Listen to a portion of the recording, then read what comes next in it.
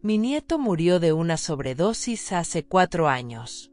Mi nuera gritaba en el funeral, ¿cómo puede morir tan joven? Años después, el hospital me llamó, su nieto no murió por sobredosis, alguien lo envenenó, tenemos el video del momento exacto.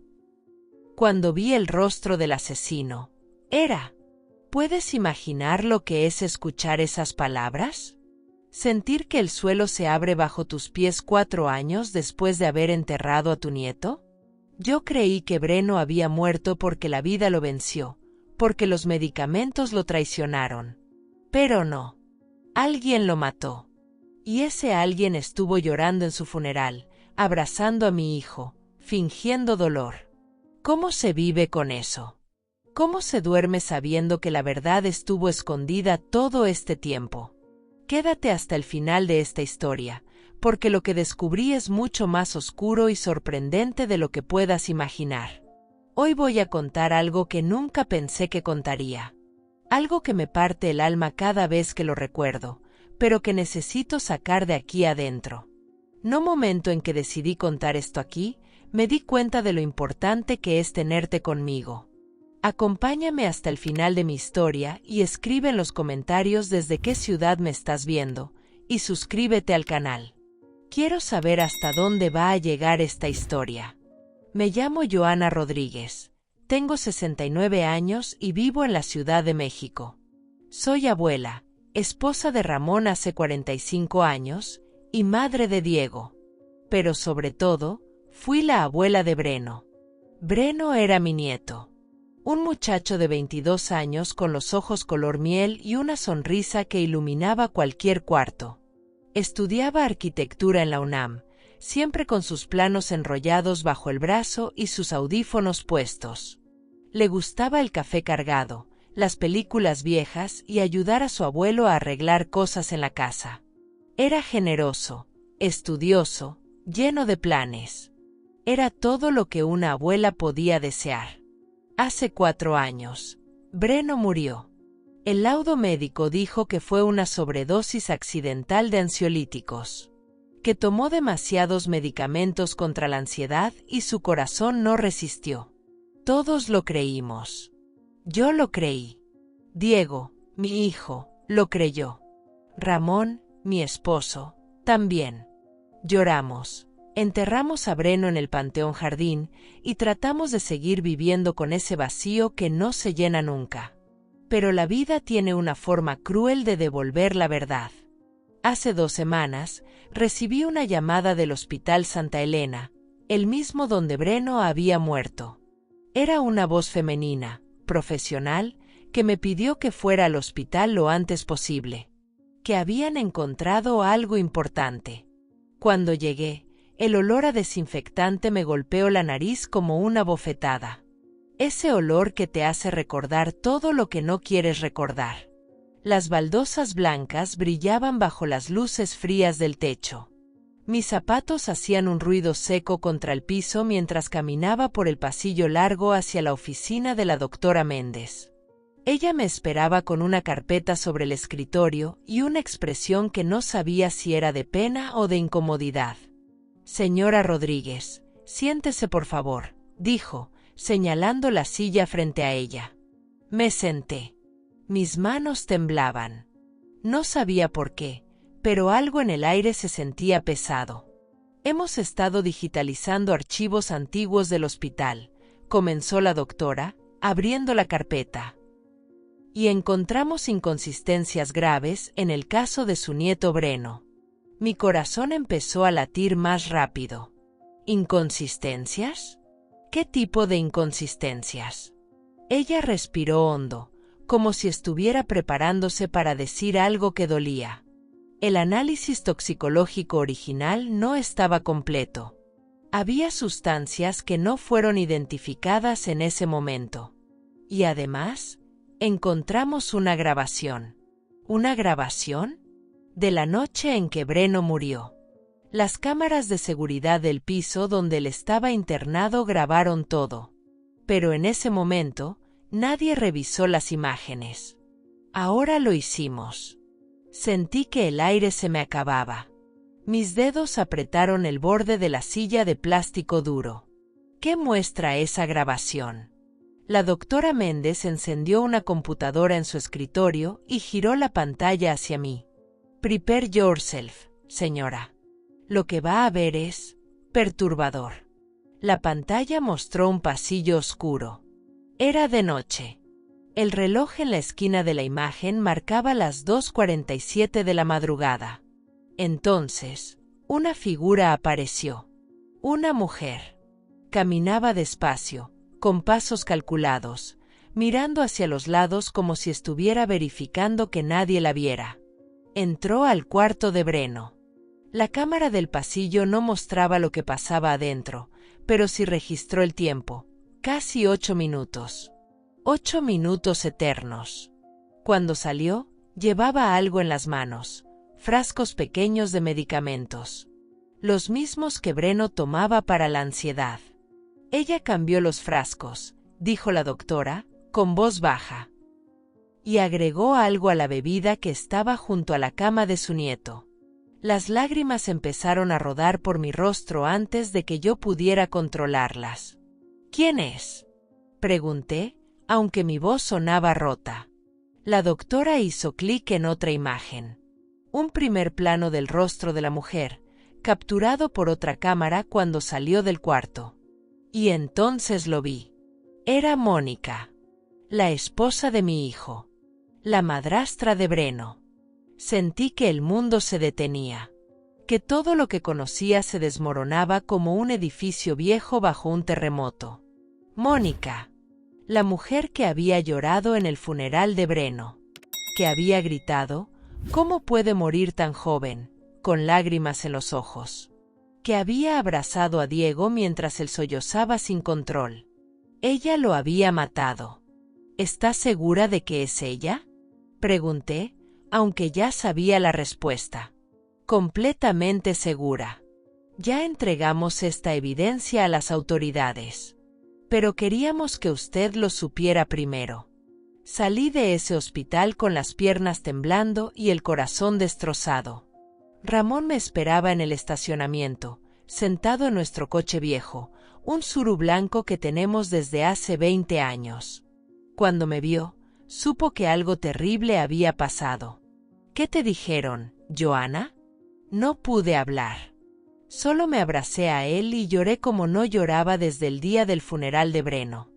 Esa noche, en nuestra casa de la colonia Narvarte, con el ruido de los camiones pasando por la avenida y el olor a café recalentado en la cocina, le conté todo. Ramón me escuchó en silencio, con las manos apretadas y los ojos rojos. Tenemos que contarle a Diego, dijo finalmente. Pero yo sabía que no era tan simple. Diego amaba a Mónica. Confiaba en ella. Si yo le decía la verdad, iba a destruir todo lo que él creía. Iba a romper a mi hijo. Pero Breno merecía justicia. Y yo, como su abuela, no iba a permitir que su muerte quedara impune. Esa fue la primera noche en 4 años que volví a sentir algo además de dolor. Sentí rabia. Sentí fuego. Y decidí que Mónica iba a pagar por lo que hizo. ¿Alguna vez has sentido que algo no está bien, pero todos te dicen que estás exagerando? Esa fue mi vida desde que Mónica entró en nuestra familia. Hace 6 años, Diego nos presentó a Mónica en una cena familiar en el restaurante El Cardenal, en el centro histórico. Recuerdo el olor a pan dulce recién horneado mezclado con el aroma de chocolate caliente. Las paredes de azulejos brillaban bajo las lámparas antiguas. Mónica llegó con un vestido negro ajustado, tacones altos y una sonrisa que no llegaba a sus ojos. «Mamá, papá, ella es Mónica», dijo Diego, con esa mirada de hombre enamorado que tanto me preocupó. Extendió su mano hacia mí. Fría. Aunque era verano, su mano estaba fría como hielo. Yo traté de ser amable, de darle la bienvenida, pero algo en su mirada me hizo sentir incómoda. Era una mirada calculadora, como si estuviera midiendo cuánto valía cada persona en esa mesa. Ramón le dio un abrazo. «Breno», que entonces tenía 18 años, la saludó con educación pero sin mucho entusiasmo. Mónica apenas le dirigió la palabra durante toda la cena. «Tu hijo es muy callado», le dijo a Diego, con un tono que sonaba más a crítica que a observación. «Breno es tímido al principio», respondió Diego. «Ya lo conocerás mejor». Pero Mónica nunca quiso conocerlo mejor. Cuando Diego anunció que se iba a casar con ella, solo 6 meses después de conocerse, yo traté de hablar con él. Fue un domingo por la tarde, en nuestra casa. Diego había venido a dejarnos unas cajas de herramientas que ya no usaba. Ramón estaba en el patio, arreglando una bicicleta vieja. «Hijo, ¿no crees que es muy rápido?», le pregunté, mientras preparaba agua de Jamaica en la cocina. El sonido de los cielos cayendo en la jarra resonaba entre nosotros. «Mamá, la amo. Es la mujer de mi vida», dijo Diego, con esa certeza que solo tienen los que no quieren escuchar. «Pero apenas la conoces». «¿Y Breno? ¿Qué pasa con Breno?». Me detuve. No sabía cómo decirle que Mónica trataba a su hijo como si fuera invisible. «Nada, hijo. Solo quiero que seas feliz». Mentí.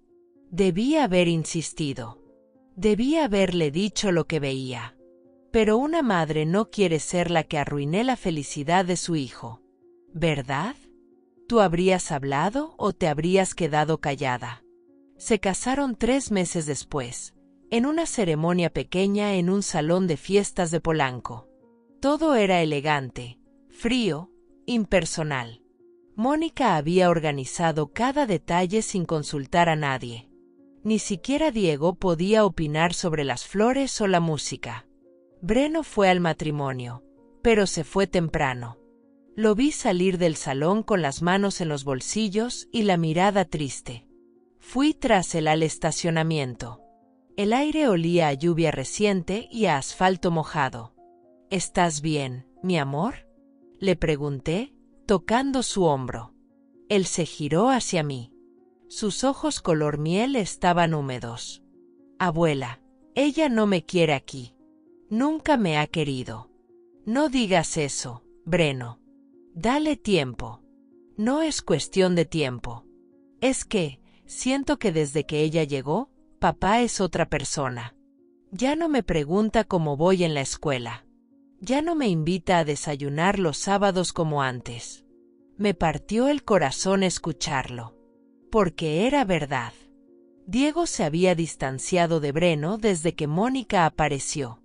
Y yo, como tonta, pensé que era normal. Que los hombres cuando se enamoran se vuelven distraídos. Pero no era distracción. Era control. Mónica controlaba todo. Controlaba las finanzas de la empresa familiar que Diego había heredado de su padre. Controlaba las amistades de mi hijo. Controlaba hasta cuándo y cómo Diego podía ver a Breno. Un día, Breno vino a nuestra casa llorando. Era un martes por la tarde. El sol entraba por la ventana de la sala, iluminando el polvo que flotaba en el aire. Ramón estaba viendo las noticias. Yo estaba doblando ropa limpia que olía a suavizante de lavanda. «Abuela, ¿puedo quedarme aquí unos días?», preguntó Breno, con la voz rota. «Claro, mi amor». «¿Qué pasó?». «Mónica me corrió de la casa». «¿Cómo que te corrió?». «Dijo que ya tengo 22 años, que debería vivir solo, que no es normal que un hombre adulto viva con su padre y su madrastra». Ramón apagó la televisión y se levantó del sillón de tela café desgastado. «¿Diego sabe esto?». «Papá no estaba. Estaba en un viaje de negocios». Mónica aprovechó para decirme que empacara mis cosas. Me sentí hervir de rabia, pero traté de mantener la calma. «Hijo, esta es tu casa. Siempre lo será. Quédate el tiempo que necesites». Breno se quedó con nosotros 2 semanas. Fueron las mejores 2 semanas que tuve con mi nieto en mucho tiempo. Desayunábamos juntos. Él me ayudaba a cocinar. Ramón le enseñaba a reparar cosas. Por las noches, veíamos películas viejas en la sala, con las luces apagadas y el ventilador girando sobre nosotros. Pero cuando Diego regresó de su viaje y se enteró, vino furioso a nuestra casa. ¿Por qué le dijiste a Breno que se quedara aquí sin preguntarme? Diego, Mónica lo corrió de tu casa, le dije, tratando de mantener la compostura. Mónica no lo corrió. Solo le sugirió que era momento de independizarse. Breno ya es un adulto. Tu hijo no tenía a dónde ir. ¿Qué querías que hiciera? Diego se pasó las manos por el cabello, frustrado. Mamá, no te metas en mi matrimonio. Mónica tiene razón. Breno necesita crecer. Y se fue, llevándose a Breno con él. Mi nieto me abrazó en la puerta, con los ojos llenos de lágrimas. Gracias, abuela. Te quiero. Yo también te quiero, mi amor. Siempre estaré aquí para ti. Esas fueron las últimas palabras que le dije antes de que todo cambiara. Porque 3 meses después, Breno estaba muerto. Y yo, como idiota, creí que había sido un accidente. Pero ahora sé la verdad. Y esa verdad me está quemando por dentro como un fuego que no se apaga. Mónica lo mató. Y nadie lo supo durante 4 años. ¿Cómo es posible vivir con un monstruo y no darse cuenta? ¿Cómo es posible que todos hayamos sido tan ciegos? Esa noche, después de salir del hospital, me quedé despierta hasta el amanecer. Ramón dormía a mi lado, pero yo no podía cerrar los ojos. Cada vez que lo intentaba, veía el rostro de Mónica en esa grabación. Sus pasos calculados. Sus manos cambiando los frascos de medicamentos. El olor a café quemado llenaba la cocina cuando finalmente me levanté a las 5 de la mañana. Afuera, los pájaros empezaban a cantar. El cielo tenía ese color gris azulado del amanecer en la Ciudad de México. Y tomé una decisión. Iba a destruir a Mónica. Iba a hacer que pagara por cada lágrima que derramé, por cada noche que no pude dormir, por cada vez que abracé la almohada pensando en mi nieto muerto. Pero primero, necesitaba pruebas. Necesitaba entender por qué lo había hecho. Y ahí fue cuando empecé a recordar cosas. Pequeñas cosas que en su momento parecían insignificantes, pero que ahora cobraban sentido. Breno había mencionado algo extraño semanas antes de morir. Algo sobre los números de la empresa. Algo que no cuadraba. Iba a descubrir qué era. Y cuando lo hiciera, Mónica no tendría escapatoria. Hay conversaciones que uno no olvida nunca. Momentos que quedan grabados en la memoria como cicatrices invisibles. La última vez que hablé con Breno fue una de esas. Era un sábado por la mañana, hace 4 años y 2 semanas.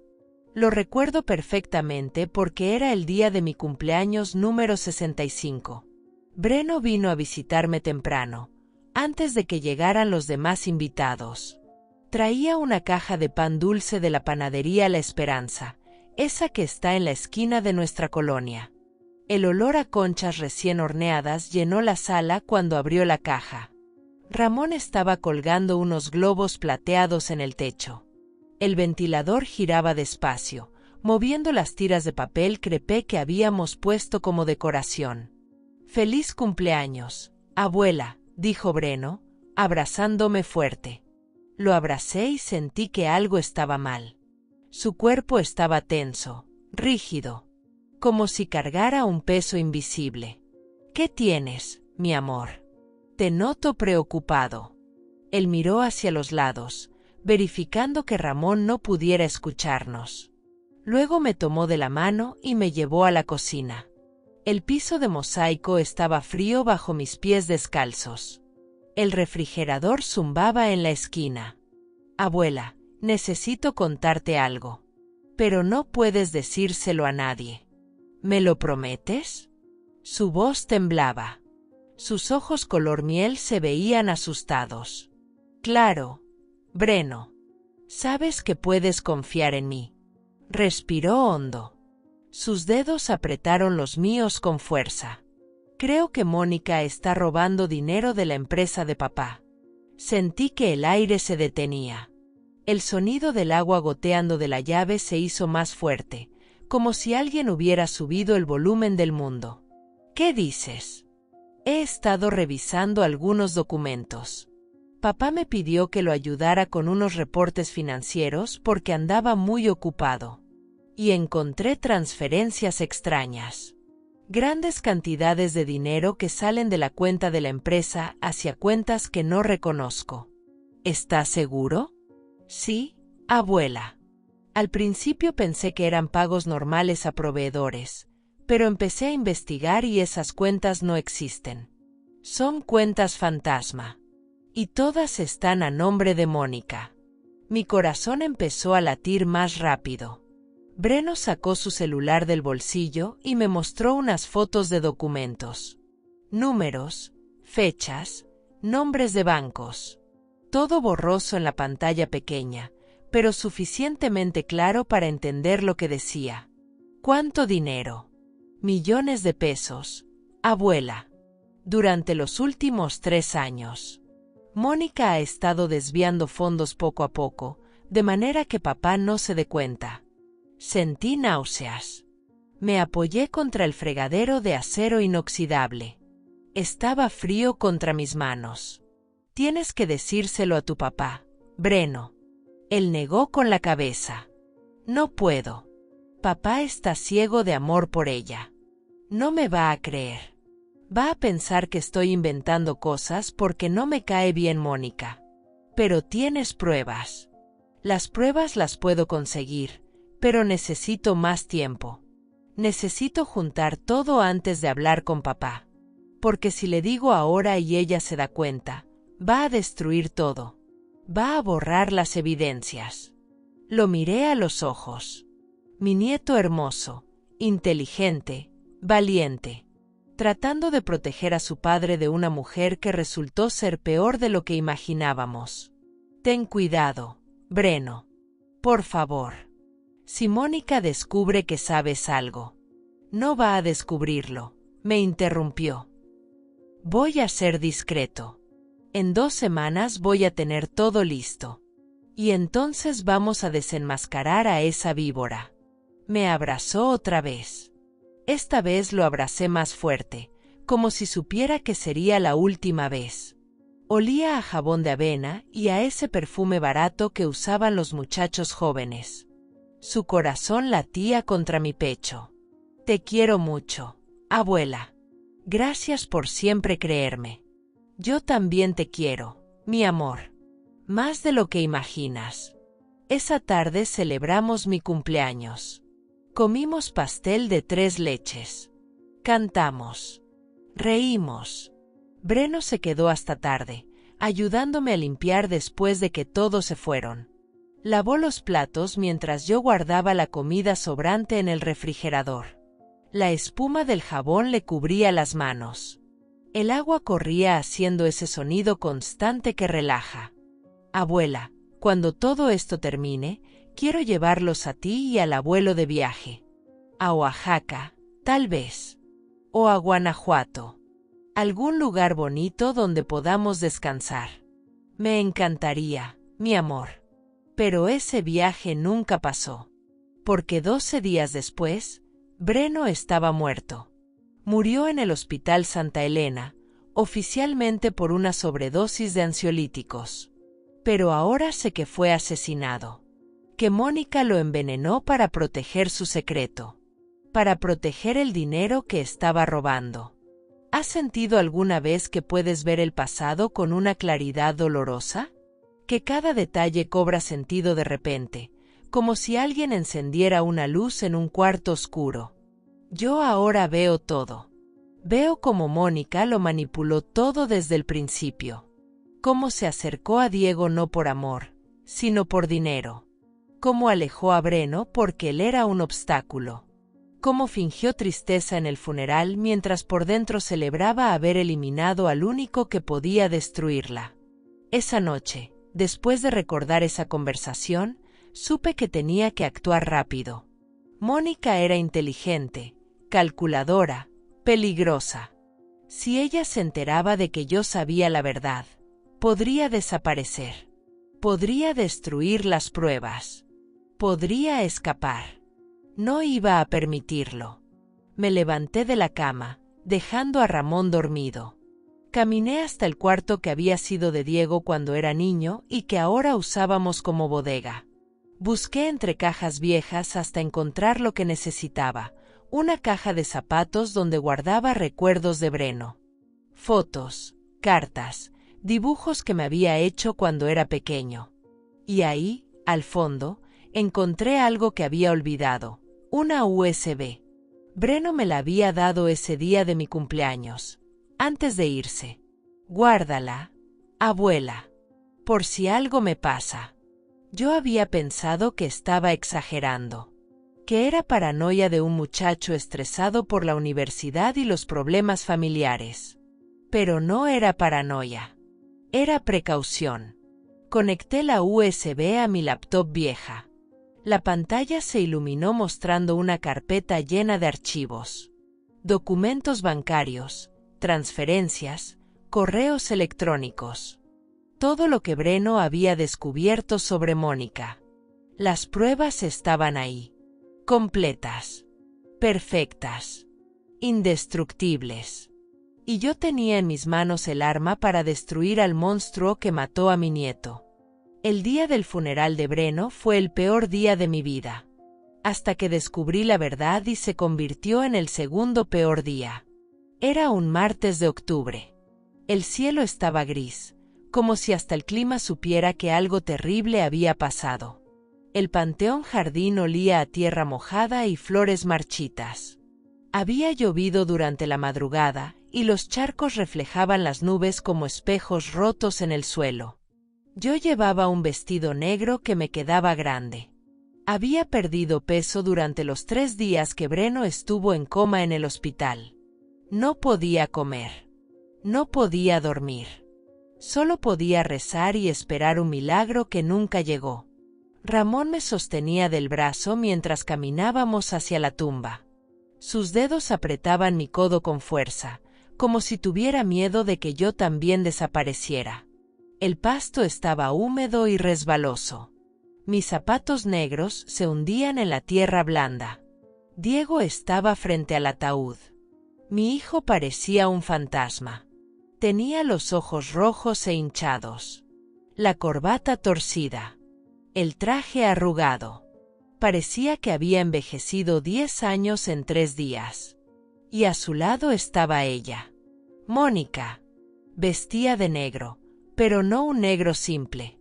Era un vestido elegante, entallado, con un velo delgado sobre el rostro.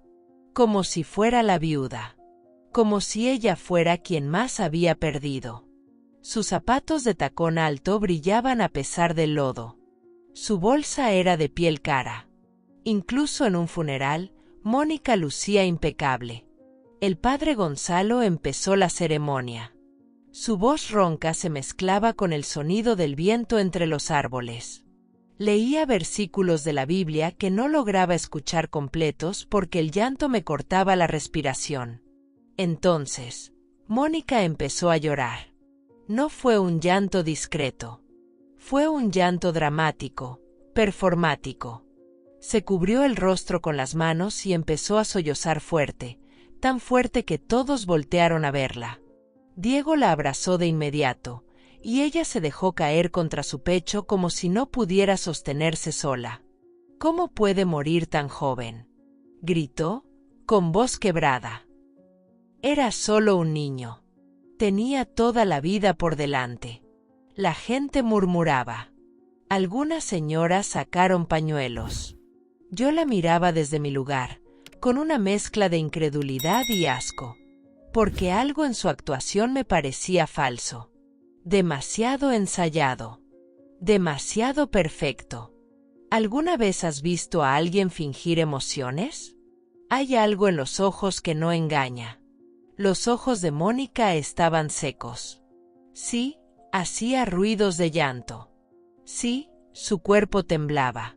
pero sus ojos estaban vacíos, fríos, como dos piedras negras detrás del velo. Ramón me apretó la mano. Él también lo había notado.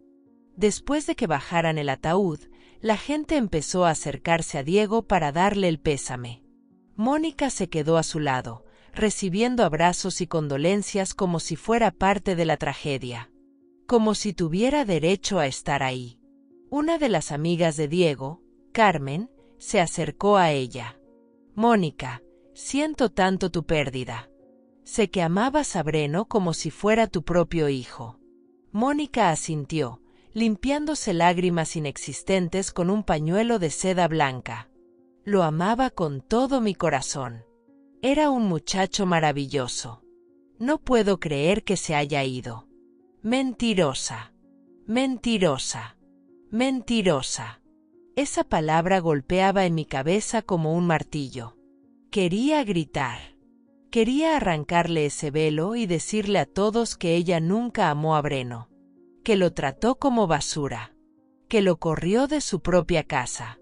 Pero no dije nada, porque en ese momento solo era una corazonada, una sensación. No tenía pruebas. Y además, estaba tan rota por el dolor que apenas podía mantenerme en pie. Cuando terminó la ceremonia, Mónica se acercó a mí. Caminó despacio, con pasos medidos, como si fuera una actriz en un escenario. El olor de su perfume llegó antes que ella. Un perfume caro, floral, que contrastaba con el olor a tierra y muerte que nos rodeaba. «Joana, no tengo palabras», dijo, tomando mis manos entre las suyas. Sus manos estaban frías. Siempre estaban frías. Como si la sangre no circulara por su cuerpo. «Gracias por venir», respondí, sin mirarla a los ojos. Breno era especial. Todos lo queríamos mucho. Esto es una tragedia que nunca vamos a superar. Quería arrancarle las manos. Quería escupirle en la cara. Pero solo asentí y me alejé. Ramón me llevó al coche. El suru blanco estaba estacionado bajo un árbol de pirul. Las hojas caían sobre el parabrisas haciendo un sonido suave, como lluvia ligera. Me senté en el asiento del copiloto y cerré los ojos. «Esa mujer no está triste», dije, con voz apenas audible. «Lo sé», respondió Ramón, arrancando el motor. «Hay algo mal en ella. Algo que no puedo explicar. También lo siento. Pero Diego la ama. Y ahora mismo, él necesita todo el apoyo posible». Tenía razón. Diego estaba destruido. Y yo, como su madre, tenía que estar ahí para él. Aunque eso significara estar cerca de Mónica. Durante los meses siguientes, traté de acercarme a mi hijo. Iba a su casa, le llevaba comida, me quedaba a acompañarlo. Pero Mónica siempre estaba ahí, controlando, vigilando, decidiendo cuánto tiempo podía quedarme y cuándo debía irme. Un día, 2 meses después del funeral, fui a visitarlos. Llevaba un caldo de pollo que había cocinado para Diego. Sabía que no estaba comiendo bien. Cuando llegué, Mónica abrió la puerta. No me invitó a pasar de inmediato. «Joana, qué sorpresa. Vine a ver a Diego. Le traje comida. Qué considerada. Pero Diego está descansando.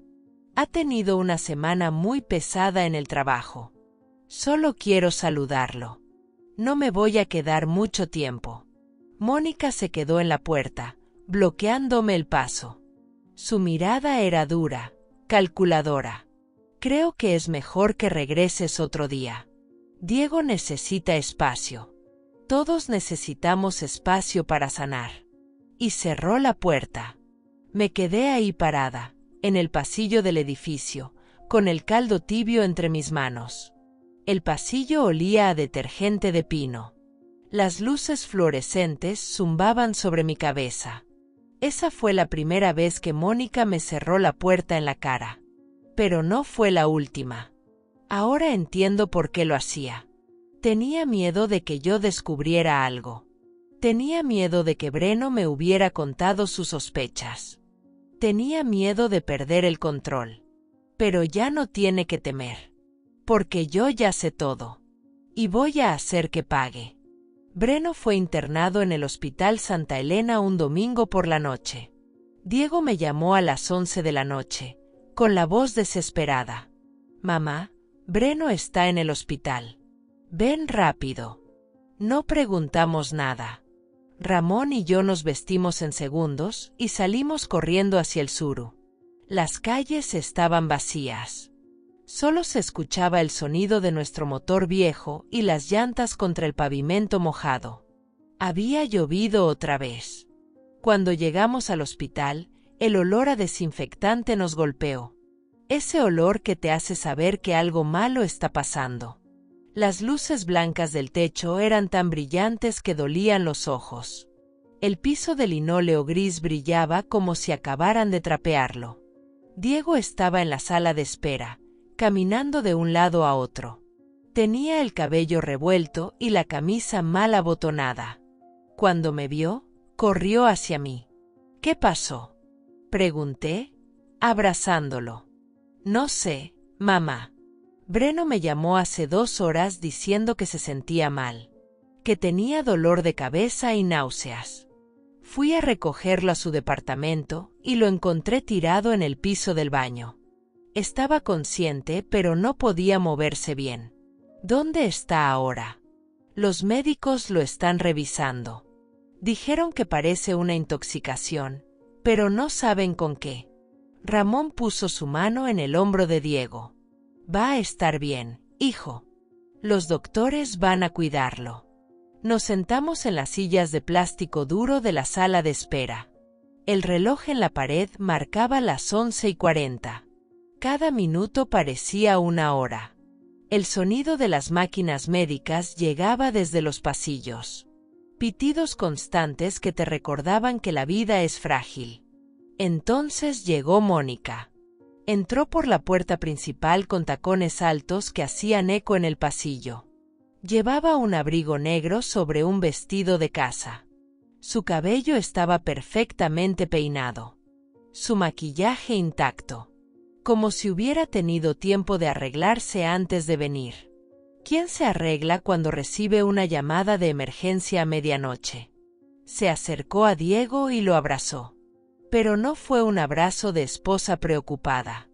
Fue mecánico, calculado. ¿Cómo está Breno?, preguntó, con voz suave. No sabemos todavía. Los médicos están con él. Mónica se sentó junto a Diego. Yo la observaba desde mi silla. Había algo raro en su comportamiento. Parecía tranquila. Demasiado tranquila para alguien cuyo hijastro acababa de ser internado de emergencia. Una enfermera salió del área de urgencias. ¿Familiares de Breno Salazar? Todos nos levantamos de golpe. Soy su padre, dijo Diego. El doctor Hernández quiere hablar con usted. Puede pasar. Diego entró. Mónica intentó seguirlo, pero la enfermera la detuvo. Solo un familiar directo, por favor. Mónica apretó los labios. Por primera vez esa noche, vi frustración en su rostro. Se sentó otra vez, cruzó las piernas y sacó su celular. Empezó a revisar mensajes como si nada estuviera pasando. Ramón y yo nos miramos. Él también lo había notado. 10 minutos después, Diego salió. Tenía los ojos rojos. Dicen que Breno tiene niveles altísimos de ansiolíticos en la sangre. Como si hubiera tomado el doble o el triple de la dosis normal. Lo van a dejar internado en observación. Pero Breno es cuidadoso con sus medicamentos, dije. Él nunca tomaría más de lo indicado. Eso le dije al doctor. Pero me respondió que a veces cuando la gente está muy ansiosa, toma más pastillas sin darse cuenta. Mónica se levantó y puso su mano en el brazo de Diego. Es verdad. Breno ha estado muy estresado últimamente con la universidad y el trabajo. Tal vez se confundió. Yo la miré directo a los ojos. Ella sostuvo mi mirada sin pestañear. Había algo en esa mirada. Algo frío. Algo que me hizo sentir un escalofrío en la espalda.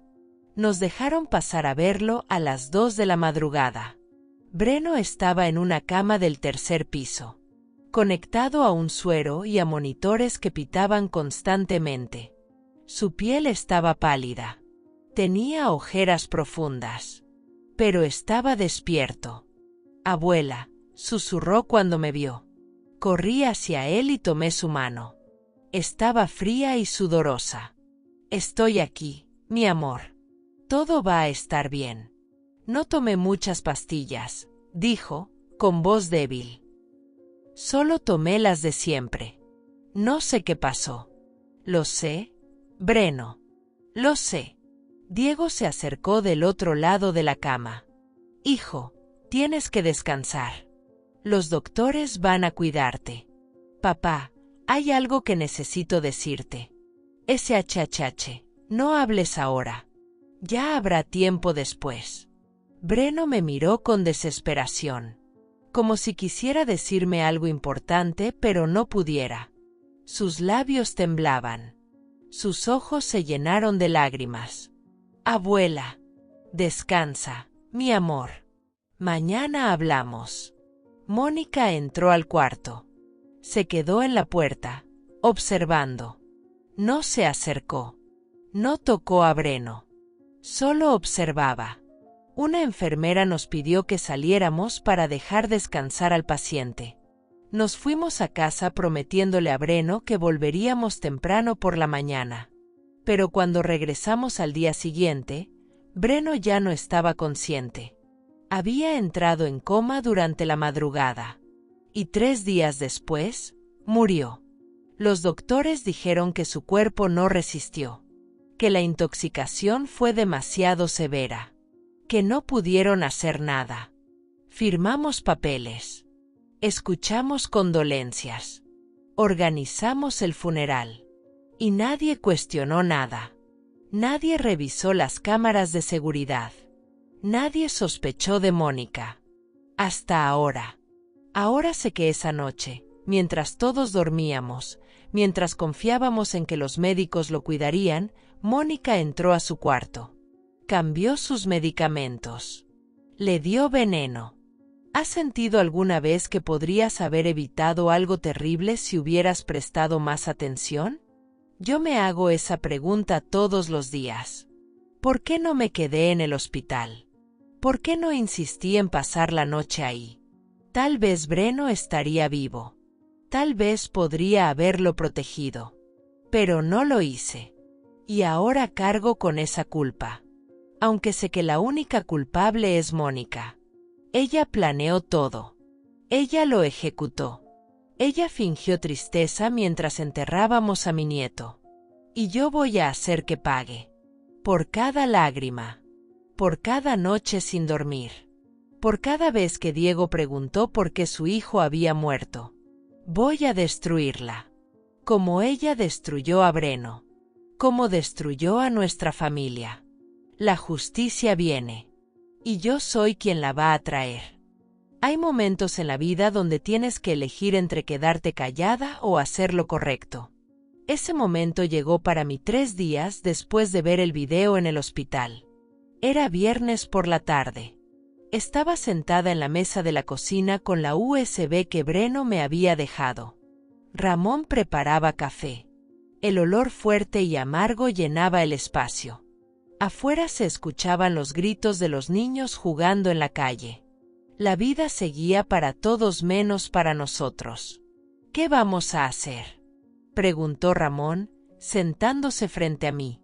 Sus manos temblaban al sostener la taza de peltre rallada. Vamos a entregarle todo a la policía. El video del hospital, los documentos de la USB, todo.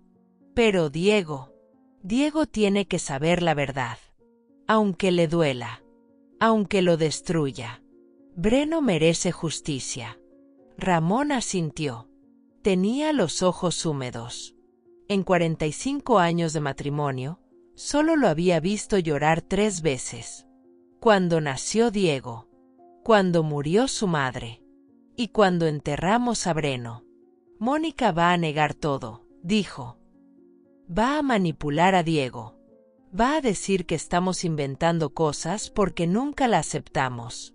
Por eso tenemos que ser inteligentes. No podemos ir con acusaciones emocionales.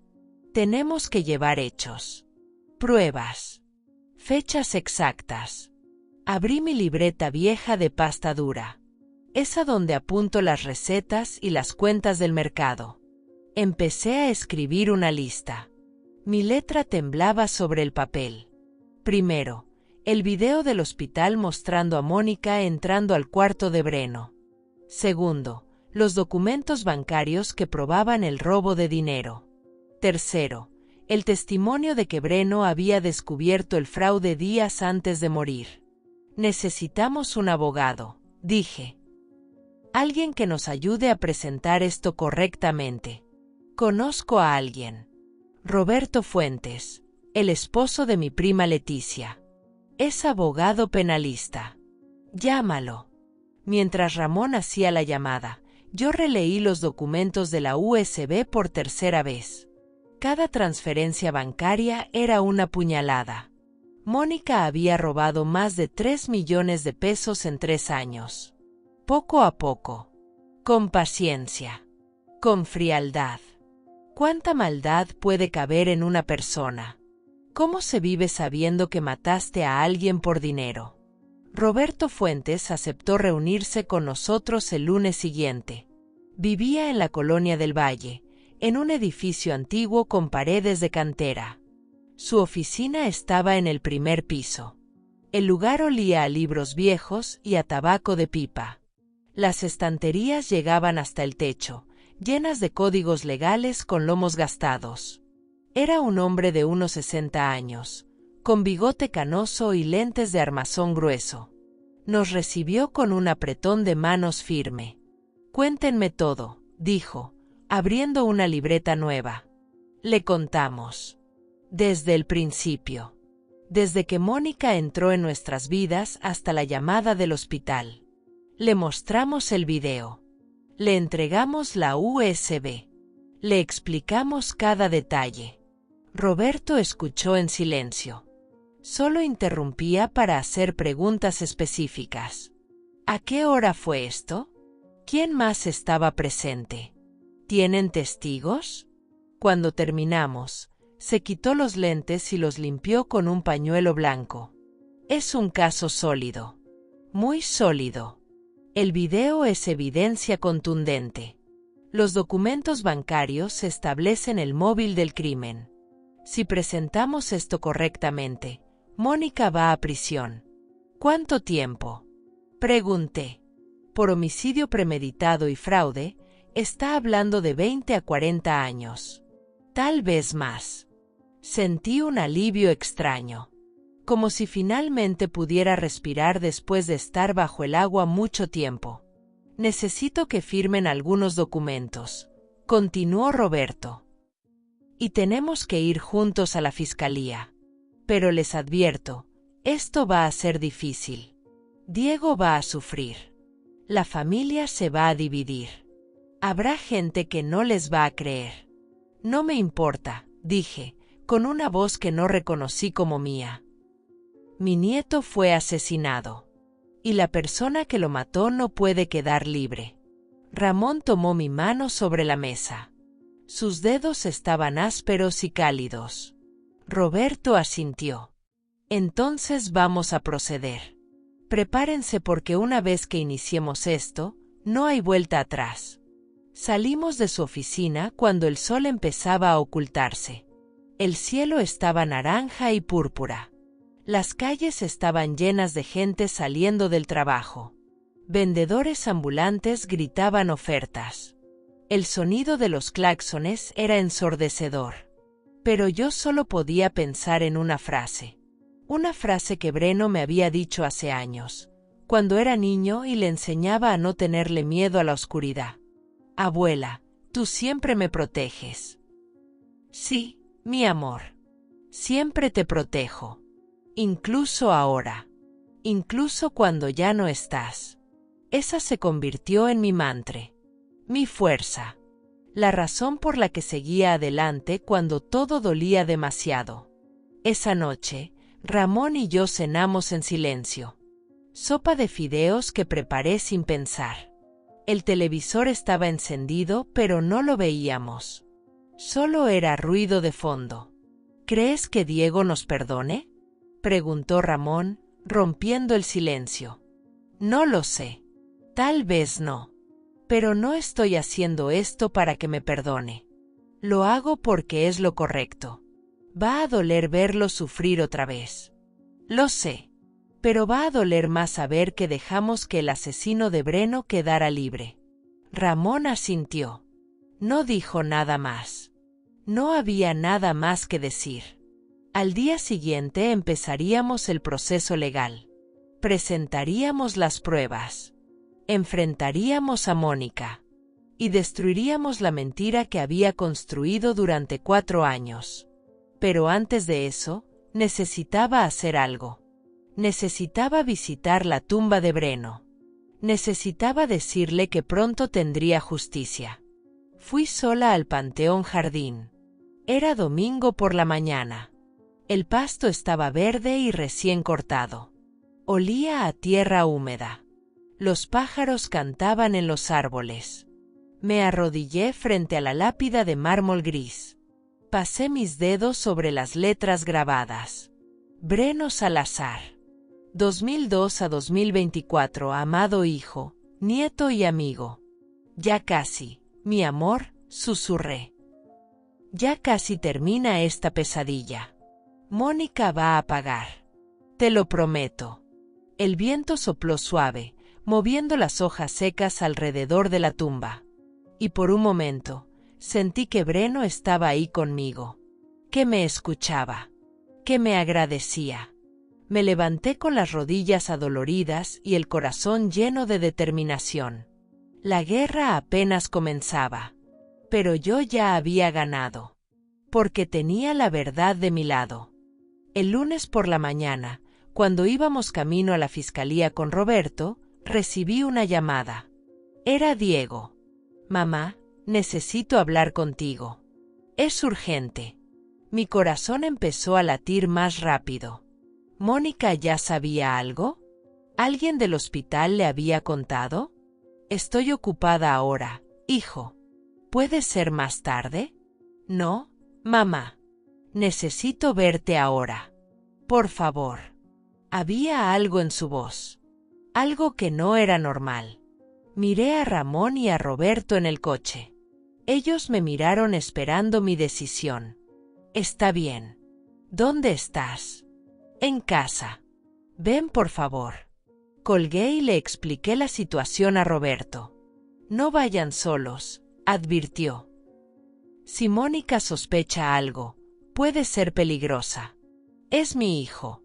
Tengo que ir. Roberto suspiró. Entonces yo los acompaño. Pero solo escuchen. No revelen nada todavía. Necesitamos presentar las pruebas oficialmente primero. Llegamos a la casa de Diego media hora después. Era un departamento en la colonia Roma, en un edificio moderno con elevador y vigilancia. Las paredes del lobby eran de vidrio. Todo olía a limpiador con aroma a limón. Subimos al 5º piso. Diego abrió la puerta antes de que tocáramos. Tenía ojeras profundas. El cabello despeinado. Parecía no haber dormido. Mamá, papá, pasen, dijo, sin mirar a Roberto. ¿Quién es él? Roberto Fuentes, abogado y amigo de la familia, respondió Roberto, extendiendo la mano. Diego lo miró con desconfianza, pero lo dejó entrar. La sala estaba impecable. Los muebles de piel negra brillaban. Las cortinas grises bloqueaban la luz del sol. Todo parecía sacado de una revista de decoración. Frío y sin alma. Mónica estaba sentada en el sofá. Vestía un traje sastre beige. El cabello recogido en un moño perfecto. Maquillaje impecable. Cuando me vio, Sonrió. Pero no fue una sonrisa amable. Fue calculadora. Joana, Ramón, qué sorpresa, dijo, con voz suave como miel envenenada. No respondí. Solo me senté en el sillón frente a ella. Ramón se sentó a mi lado. Roberto permaneció de pie cerca de la puerta.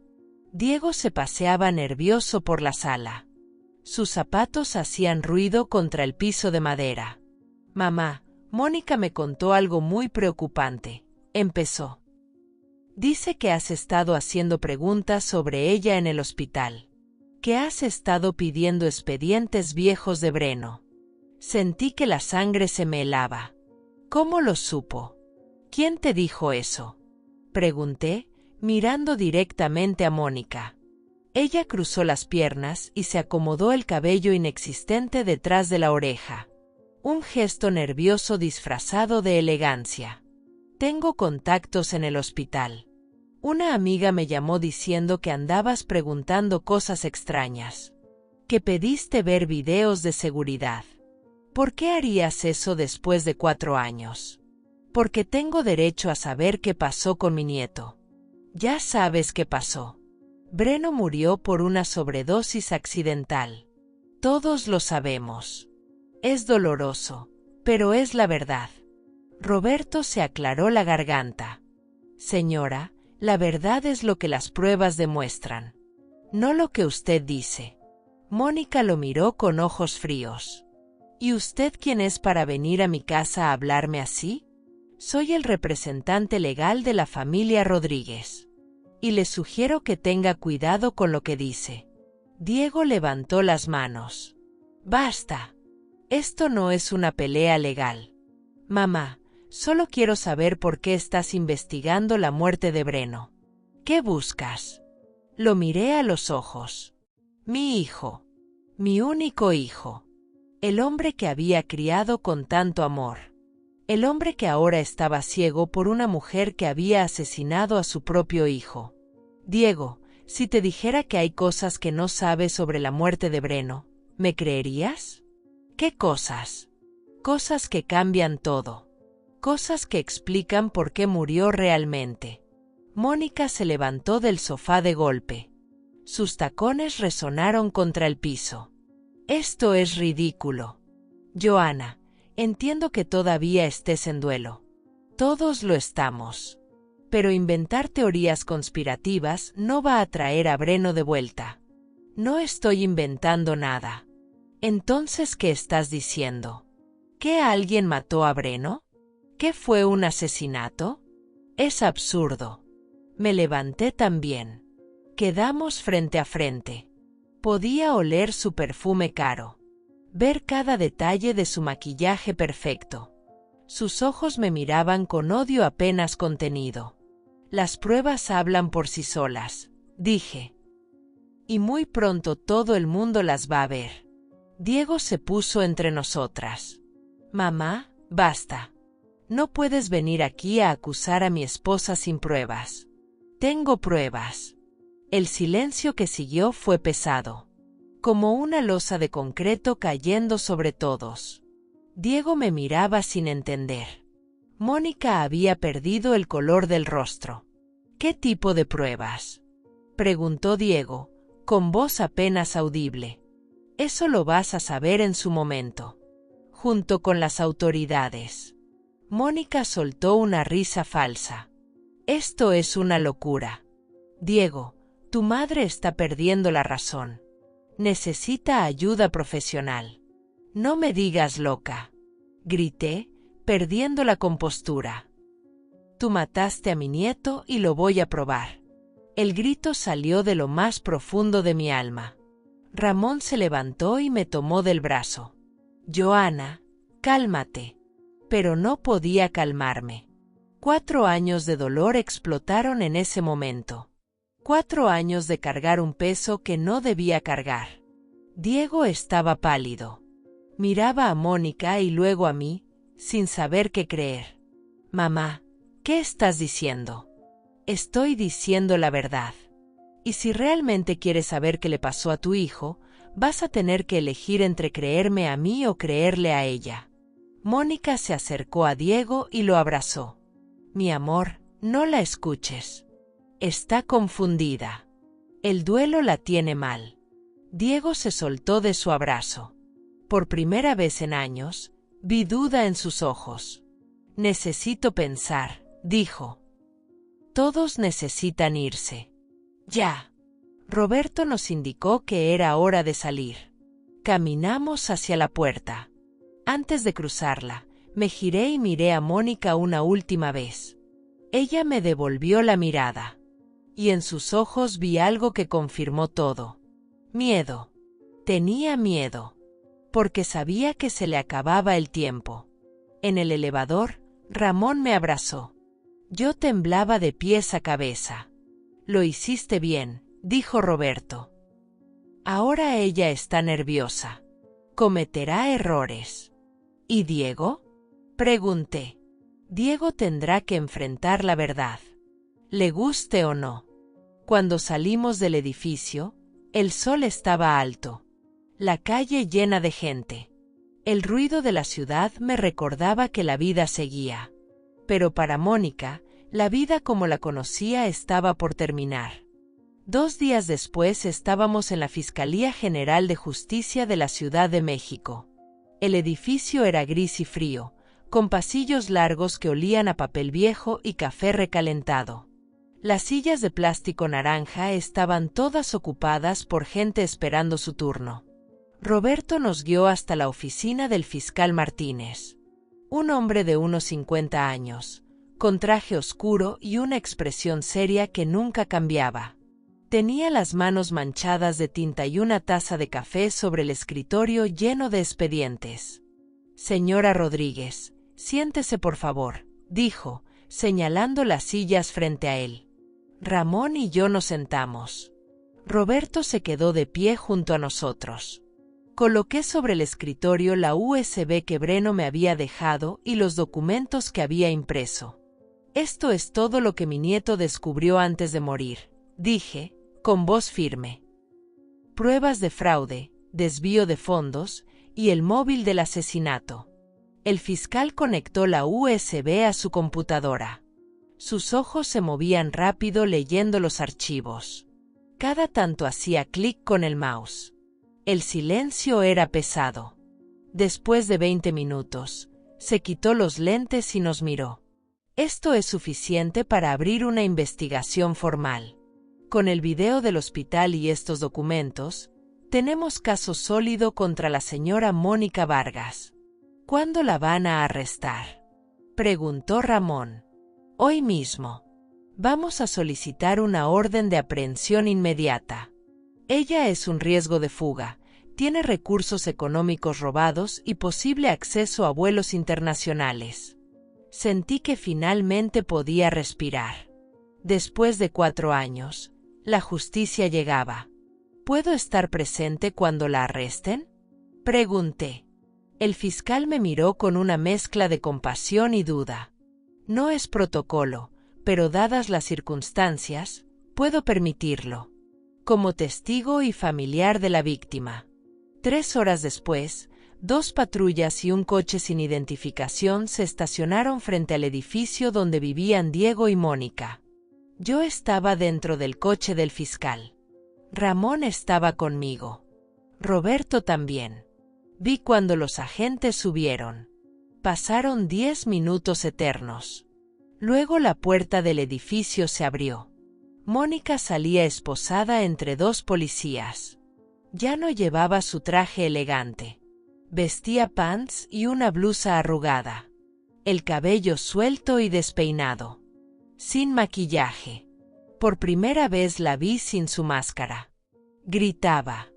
Forcejeaba.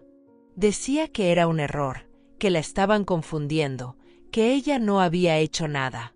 Detrás de ella venía Diego. Tenía la cara destrozada. Lloraba como no lo había visto llorar nunca. Ni siquiera en el funeral de Breno. «¡Mamá!», gritó cuando me vio salir del coche. «¿Qué hiciste?». «Lo que tenía que hacer, hijo. Justicia para Breno. Mónica no es una asesina. La están incriminando. Me acerqué a él. Le tomé el rostro entre mis manos. Sus lágrimas mojaban mis dedos. Diego, escúchame. Mónica envenenó a Breno. Hay un video. Hay pruebas. Robó millones de la empresa. Breno lo descubrió y por eso lo mató. No. Es mentira. Uno de los agentes se acercó. Señor Salazar, tiene que calmarse. Diego se soltó de mis manos y corrió hacia la patrulla donde metían a Mónica. Yo te creo. Voy a sacarte de ahí. Te lo prometo.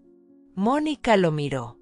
Y en ese momento, algo cambió en su expresión. La máscara cayó completamente. Ya no fingió amor. Ya no fingió dolor. Solo había rabia pura. Esto es culpa de tu madre. Ella siempre me odió. Nunca me aceptó. Mónica, yo te amo.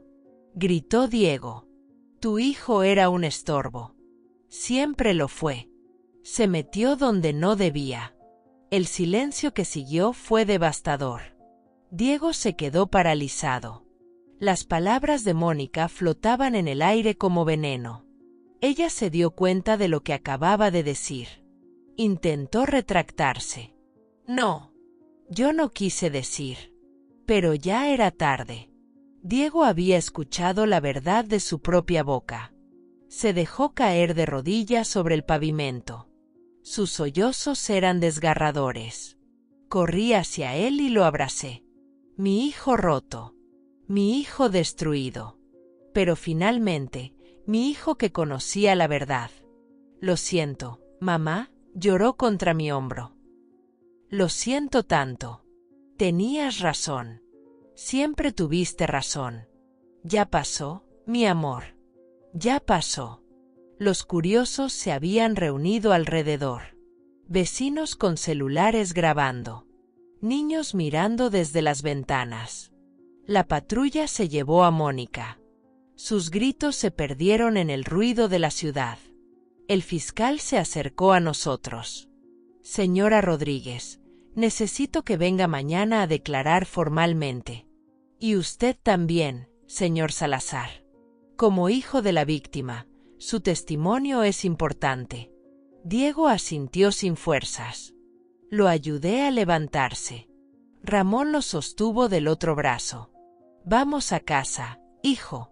Necesitas descansar. Esa noche, Diego durmió en nuestra casa. En su antigua habitación. La que no habíamos cambiado en años. Las paredes todavía tenían pósters de bandas de rock que le gustaban cuando era adolescente. Lo arropé como cuando era niño. Le acaricié el cabello. ¿Cómo no me di cuenta, mamá?, preguntó, con voz rota. ¿Cómo pude ser tan ciego? El amor nos ciega a veces, hijo. No es tu culpa. Breno trató de decirme. Esa noche en el hospital, quería contarme algo. Y yo le dije que descansara.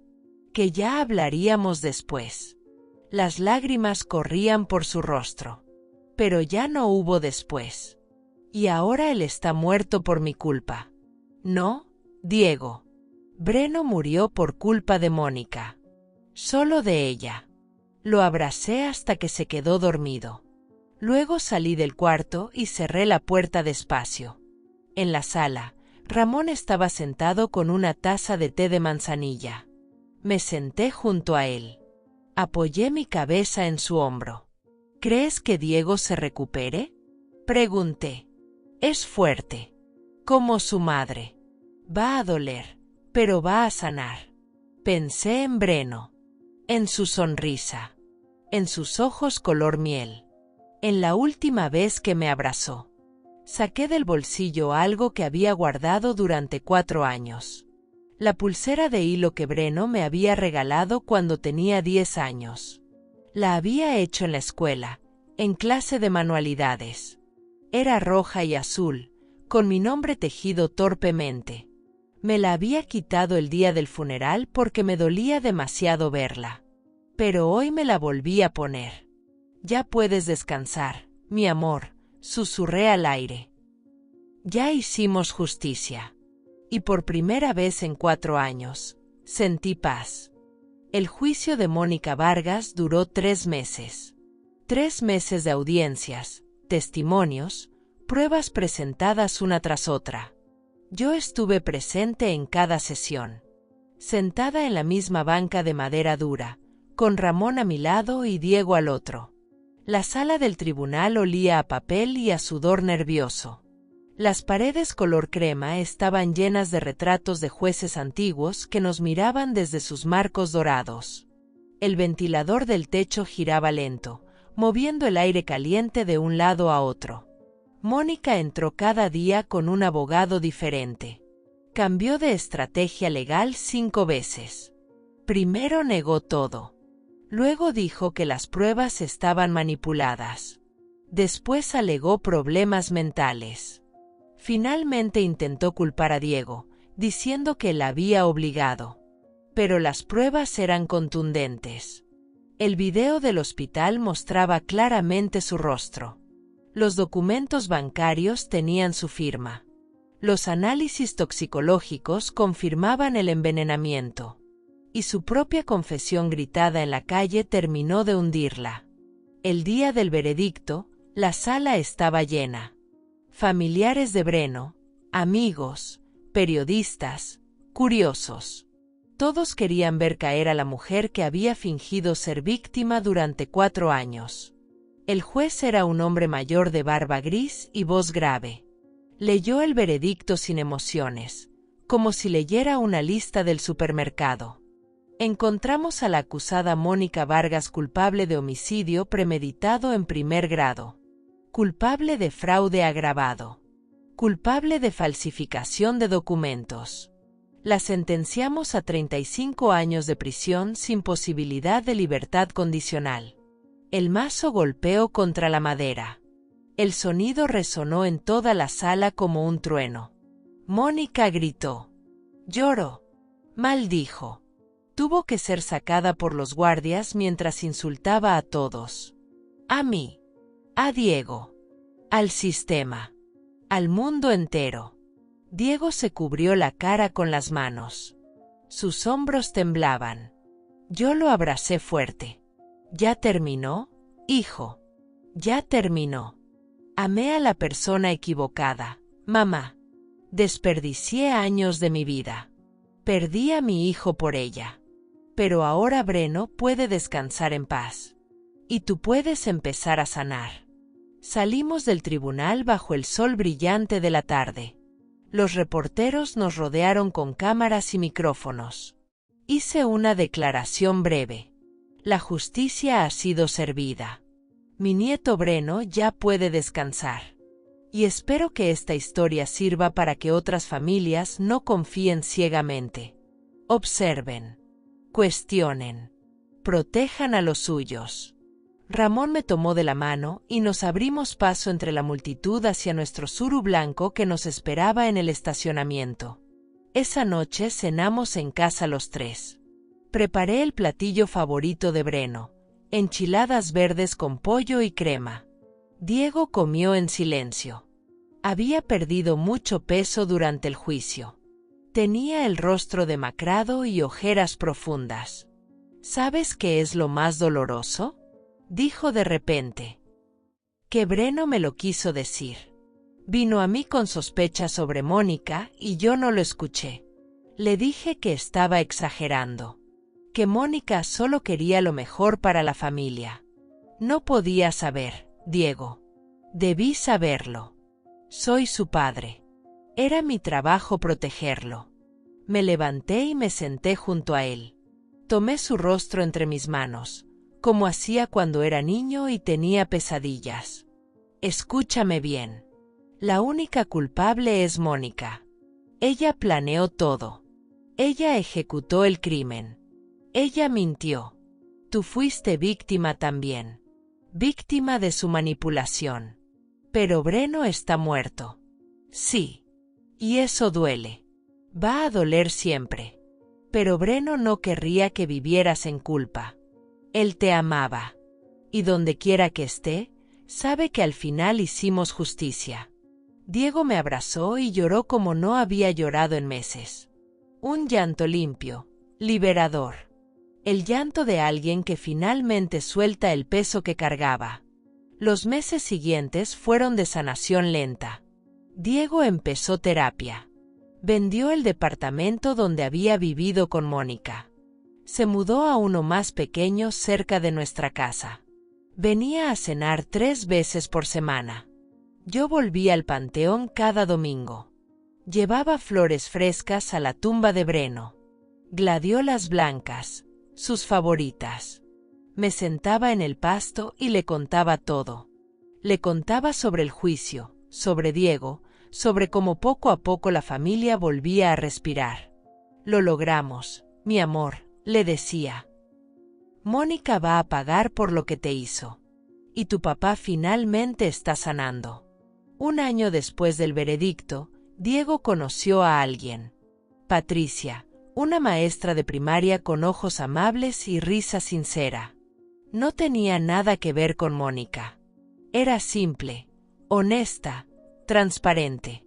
Y sobre todo, amaba a Diego por quien era, no por lo que tenía. La primera vez que la trajo a casa, yo preparé pozole rojo. Ramón prendió la parrilla en el patio. Patricia llegó con un pastel de zanahoria que había horneado ella misma y una sonrisa nerviosa. Señora Joana, Diego me ha contado mucho sobre usted. Es un honor conocerla. La abracé. Y sentí que era genuina. Que no había máscaras. Que esta vez, Diego había elegido bien. Cenamos en el patio bajo las luces de colores que habíamos colgado años atrás. El aire olía a carne asada y a tortillas calientes. Los grillos cantaban en el jardín. Y por primera vez en mucho tiempo, escuché a Diego reír. Una risa real, profunda, sanadora. Miré a Ramón. Él me guiñó el ojo. Ambos sabíamos lo mismo. La vida continuaba. El dolor no desaparecía, pero se transformaba. Se volvía más llevadero. Esa noche, antes de dormir, me paré frente al espejo del baño. Miré mi reflejo. Una mujer de 70 años con arrugas profundas y cabello gris. Pero también una mujer más fuerte. Una mujer que había peleado contra el mal y había ganado. La pulsera de hilo rojo y azul seguía en mi muñeca. Ya estaba desgastada, los colores desteñidos. Pero nunca me la iba a quitar. Era mi conexión con Breno. Mi recordatorio de que el amor de una abuela no tiene límites. ¿Has sentido alguna vez que la vida te pone pruebas imposibles? Pruebas que crees que no vas a superar. Yo las sentí. Pero también aprendí que somos más fuertes de lo que imaginamos. Que la verdad siempre sale a la luz. Que la justicia, aunque tarde, llega. Si estás pasando por algo parecido, si alguien en tu familia te hace dudar, te hace sentir que estás loca por sospechar, escucha tu instinto. No ignores las señales. No te quedes callada para mantener la paz. Porque a veces, el silencio cuesta vidas. Breno no pudo defenderse. Pero yo sí pude defenderlo a él. Y lo haría 1000 veces más si fuera necesario. Hoy, 4 años y medio después de su muerte, finalmente puedo decir que mi nieto descansa en paz. Que su nombre fue limpiado. Que el mundo sabe que no murió por debilidad, sino por valentía. Por atreverse a enfrentar a un monstruo. Y yo, Joana Rodríguez, una abuela de 70 años de la Ciudad de México, puedo dormir tranquila sabiendo que cumplí mi promesa. Te protegí, Breno. Como siempre lo hice. Como siempre lo haré. Ahora te pido algo a ti que me has acompañado hasta aquí. Si esta historia te conmovió, si te hizo reflexionar, déjame un comentario contándome qué sentiste. Dale like a este video para que llegue a más personas que necesitan escucharlo. Y suscríbete al canal, porque todos merecemos saber que nunca es tarde para hacer justicia. Desde la Ciudad de México, Con el corazón lleno de amor por mi nieto y gratitud por ustedes, me despido. Recuerda siempre, el amor de una abuela es la fuerza más implacable del universo. Gracias por escuchar mi historia.